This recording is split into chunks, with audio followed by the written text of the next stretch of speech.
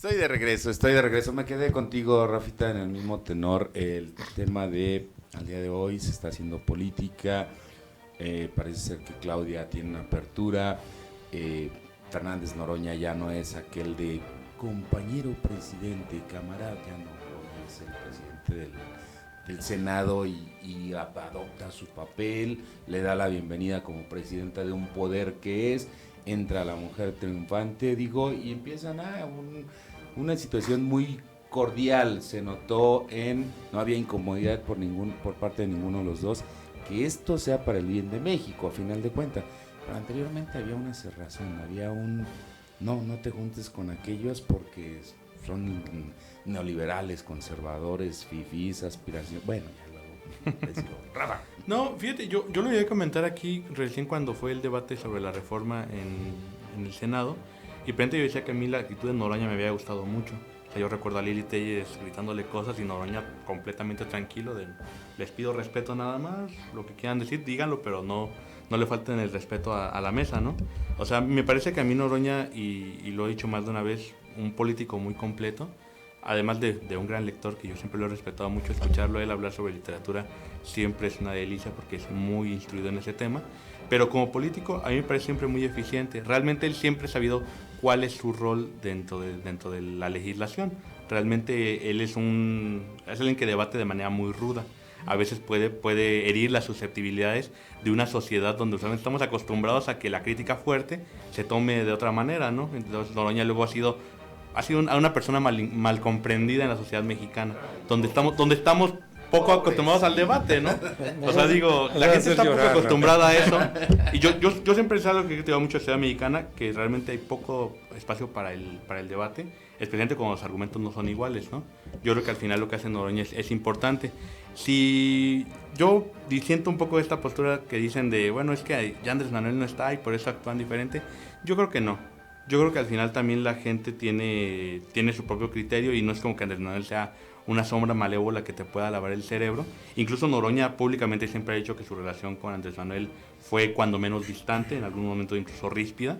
Entonces decir, bueno, Noroña cambió porque ya no está Andrés Manuel y Claudia le da órdenes diferentes, yo diferiría.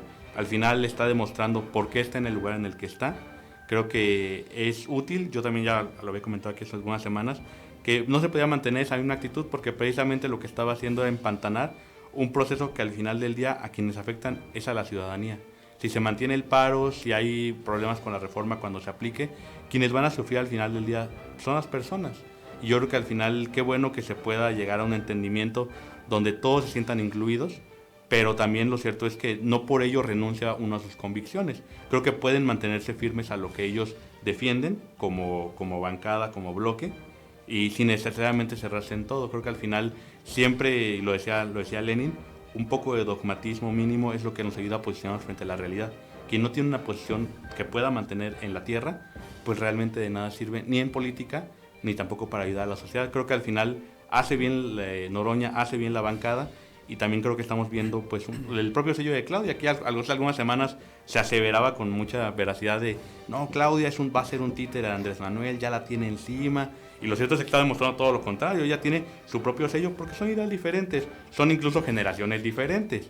Entonces creo que al final a mí no me parece realmente sorprendente que Claudia también marque ciertas líneas, pero mantiene también una continuidad. Hay cosas importantes de la 4T que defiende Andrés Manuel que Claudia siguen siendo tópicos importantes para ella. Doctora, dentro de lo que menciona Rafa, títere de Andrés Manuel, se oye muy feo esa palabra, ¿no?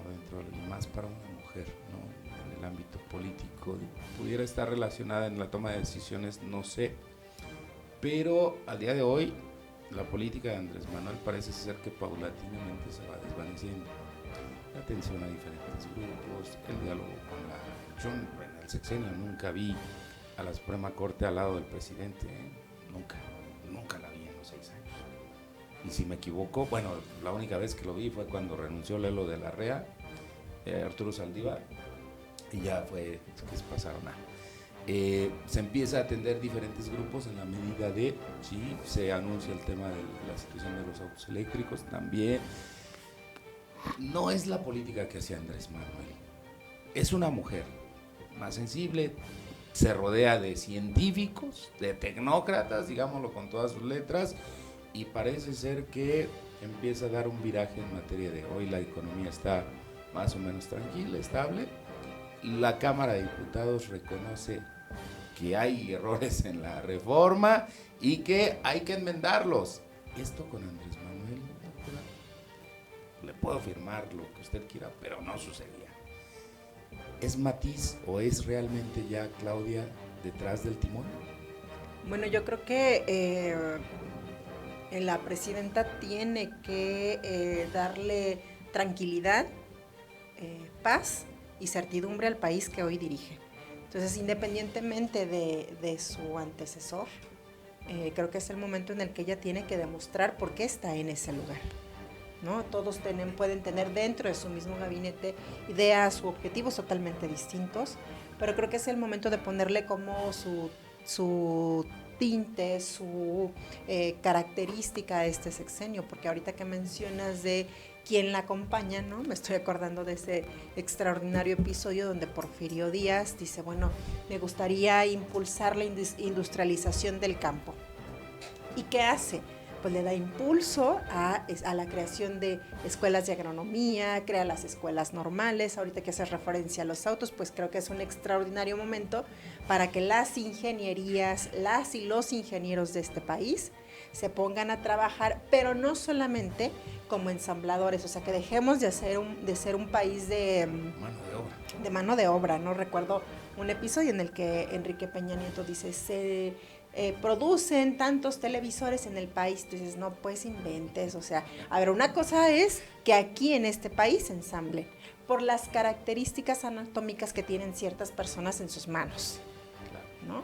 Pero de ahí a que México pueda figurar, por ejemplo, como una potencia o el creador de un automóvil eléctrico, donde la materia prima, el diseño de ingeniería automotriz, el software, el hardware se puedan crear aquí, y además todo el litio se produzca aquí y dejemos de comprarle a otras naciones, entonces ahora sí yo creería este combate al neoliberalismo que lo escuché el sexenio pasado. Entonces yo creo que es el momento en el que Claudia tiene que demostrar quién es, de qué está hecha y por qué las personas que la acompañan están a su mano izquierda, a su mano derecha, enfrente y atrás, porque es ese equipo quien tendrá que ponerle todo su espíritu, toda su mente, toda su humanidad para hacer que la primer mujer presidenta de este país no se quede como con las ideas en el tintero.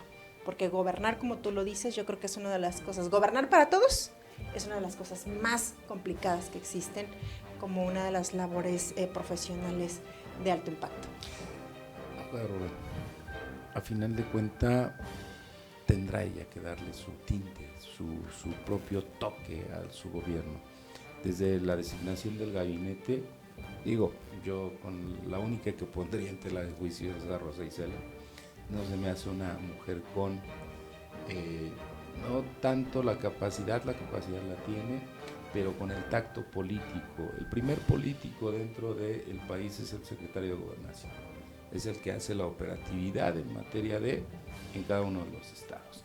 No se me hace con ese tacto, pero al día de hoy vemos a una Claudia prudente, echada para adelante, ya no tan mediática. Por ahí hay una frase que hasta el día de hoy la escuché. ¿Es un golpe blando o una cosa así? El tema de... Hay la teoría del golpe blando. Y si lo hubiera dicho Andrés Manuel, ya ahorita todo el mundo traería el tema del golpe blando, ¿no? Lo dijo Claudia y una prudencia enorme. Sí, bueno, primero un paréntesis, quiero recordar a la maestra Ifigenia Martínez. Hace pocos días falleció la maestra y es una de las mujeres más extraordinarias que ha pisado suelo mexicano. Yo creo que su trayectoria supera en mucho a la mayoría de las mujeres políticas, incluso a la presidenta. Fue la primera mujer que egresó y obtuvo un doctorado de Harvard, la primera mujer mexicana, y fue la primera en muchas cosas. Y a veces se nos olvida. Hace unos días con unos amigos por ahí compartimos algunas notas políticas en un chat de WhatsApp y hablaban mucho de la presidenta y de Andrés Manuel, y alguien dijo, bueno, y creo que falleció una persona. ¿Quién era Ifigenia Martínez? ¿Qué trayectoria tenía? La última mujer de izquierda. Entonces yo quiero recordar y rememorar a la maestra Ifigenia Martínez. Bueno, dicho esto, sí, pues desde los primeros discursos que pronunció hace unos días en la toma de protesta, la doctora Claudia dejó ahí sentir que iba a haber una diferencia. No un distanciamiento, hay que entender que son del mismo proyecto, son del mismo movimiento, tienen la misma coincidencia ideológica y hay unos principios de un movimiento que se propagan más allá de una persona o de una administración, o por lo menos así lo han planteado.